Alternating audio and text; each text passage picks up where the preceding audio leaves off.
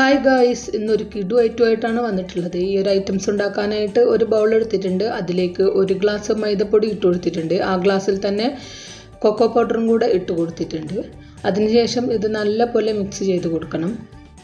പൊടികളെല്ലാം നല്ലപോലെ മിക്സ് ചെയ്ത് കൊടുക്കുക. മധുരത്തിന് ആവശ്യമായിട്ട് പഞ്ചസാര കൂടി ചേർത്ത് കൊടുക്കുക.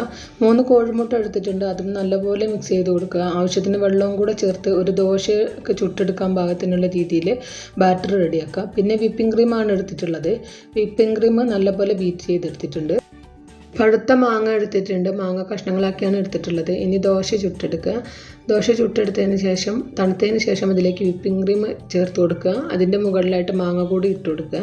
അത് നല്ലപോലെ റോൾ ചെയ്തതിന് ശേഷം ഒന്ന് ഫ്രിഡ്ജിൽ വെച്ച് സെറ്റാക്കണം.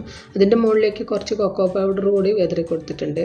നല്ലോണം ഫ്രിഡ്ജിൽ വെച്ച് സെറ്റാക്കിയതിന് ശേഷം കഷ്ണങ്ങളാക്കി എടുത്ത് കഴിക്കാവുന്നതാണ്. അടിപൊളി ടേസ്റ്റാണ് കേട്ടോ.